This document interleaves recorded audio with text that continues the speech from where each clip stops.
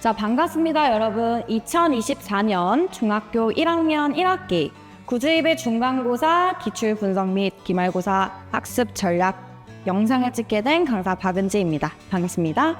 자, 우리 친구들 첫 시험이었죠? 긴장도 많이 됐을 거고 부담감도 많이 컸을 텐데 고생 너무나 많으셨습니다.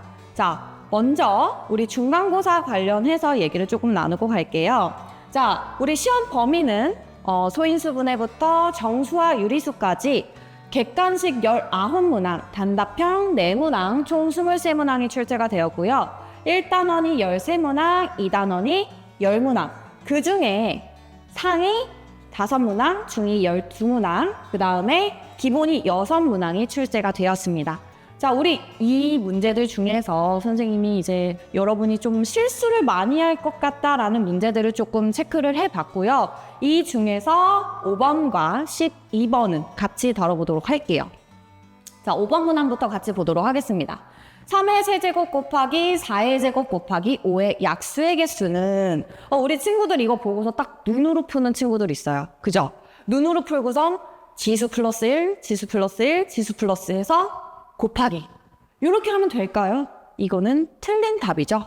원래대로 우리가 정확하게 풀이를 한다면 요 4라고 하는 수는 소인수가 아니기 때문에 이 소인수 분해를 해서 2의 4제곱으로 바꿔준 다음에 계산을 하셔야 됩니다. 그래서 이 문제가 실수가 굉장히 많아요. 그래서 우리 친구들이 딱 시험 처음 보다 보니까 막 급하고 긴장도 많이 되다 보니까 그냥 요거 보고서 엄청 쉽네? 이렇게 하고서 문제를 많이 틀리더라고요. 자, 다음 문항으로 넘어가도록 하겠습니다. 자, 12번 문항. 자, 1부터 29까지의 곱을 6의 n제곱 곱하기 a로 나타낼 때 n의 최대값은? 자, 선생님이 문제를 읽었는데 문제를 읽은 것부터 틀렸어요. 왜일까요? 자, 선생님은 1부터 29까지의 곱으로 얘기를 했습니다. 자, 우리가 여기서 이제 친구들이 문제를 제대로 안 읽고 그냥 1부터 29까지의 곱을 이렇게 표현을 한다면 이라고 생각을 했을 때 풀이를 적어봤어요. 그래서 1부터 29까지의 2의 배수, 2의 제곱의 배수 이런 식으로 구해서 2가 곱해지는 개수와 3이 곱해지는 개수를 찾게 됩니다. 근데 이제 우리가 6이라고 하는 친구는 2하고 3의 곱이기 때문에 3의 지수로 표현을 해주죠. 그래서 n값이 13이라는 것을 오답으로 확인을 할 수가 있고요. 그 다음 우리가 올바른 풀이라고 하면 문제를 자세히 한번 들여봅시다. 1부터 20까지의 곱 연속되어 있죠. 그리고 그 뒤는 21이 아니라 23과 29 뒤에 거는 상관이 없는 내용이에요. 그래서 우리는 정확한 풀이를 확인을 해주면 1부터 20까지의 곱으로 우리가 2의 배수의 개수부터 2의 4제곱의 배수의 개수, 3의 배수, 3의 제곱의 배수까지. 그래서 2가 곱해지는 개수, 그리고 3이 곱해지는 개수를 찾은 뒤에 요 3의 개수에 맞춰서 우리가 n값을 찾을 수가 있다는 점. 근데 이제 이거를 1부터 29까지가 아니라 따로 1부터 20까지 진짜로 다 곱하고 23하고 29까지 곱해서 찾는 친구들도 있을 거예요. 오히려 그 친구들이 더 잘 맞을 수도 있어요. 하지만 우리는 그렇게 하게 되면 시간이 너무 오래 걸리니까 이런 방법을 쓰겠죠. 그래서 문제 잘 읽어보시고 풀어야 된다는 점 명심해 주십시오. 자, 다음으로 우리가 오늘 이제 선생님이 영상을 촬영을 하면서 이 해설 영상을 통해서 우리 친구들이 다시 한번 확인을 하고 갔으면 하는 문제를 좀 가지고 왔습니다. 자, 20번 문항이고요. 자, 540의 약수의 개수를 A, 약수의 총합을 B라 할 때 A 플러스 B의 값을 구하여라. 보통 540의 약수의 개수를 A, 여기까지 무난하게 잘 찾죠.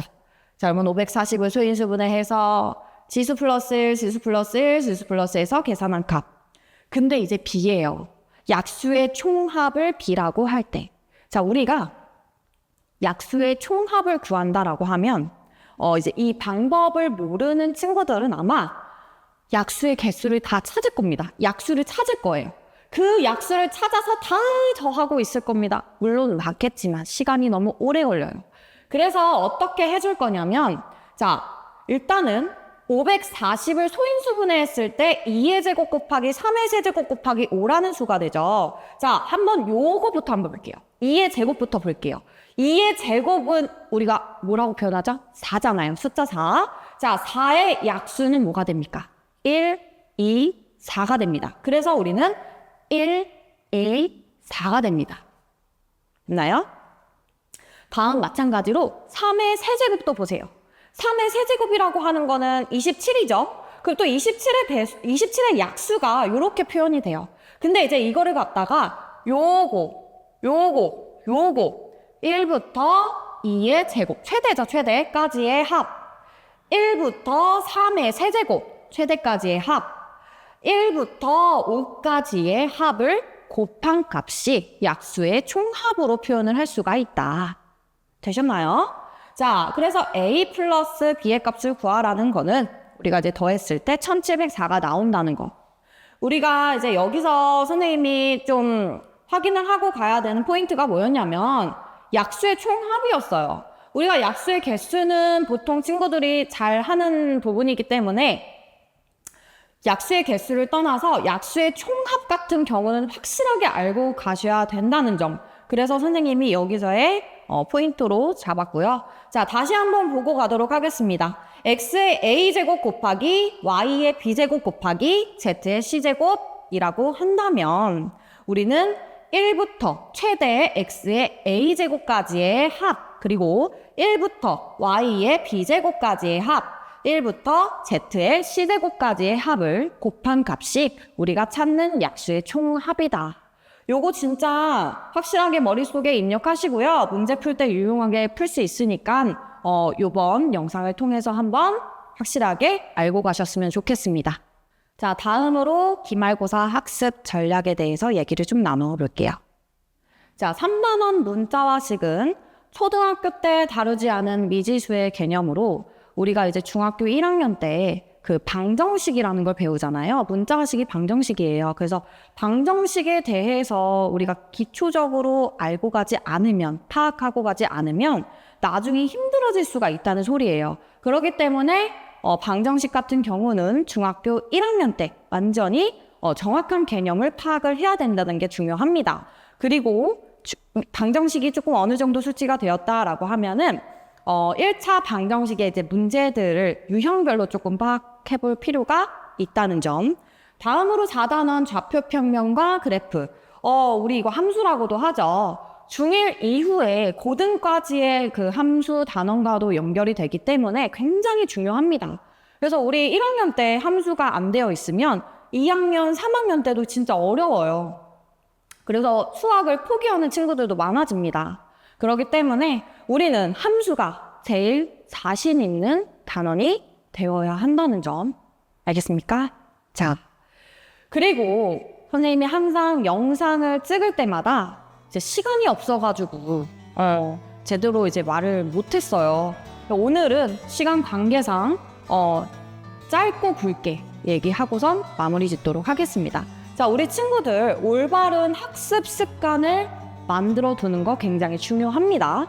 그리고 자신이 목표한 성적을 어쨌든 우리가 이루게 된다면 그거에 대한 성취감도 있을 거고, 그죠? 그리고 자신감도 생기고 공부 의지가 생긴다는 것도 항상 명심을 해 주셔야 됩니다. 아시겠죠? 자, 목표는 크게 잡고 그 목표에 우리가 맞춰 갑시다. 자, 지금까지 강사 박은지였습니다. 감사합니다.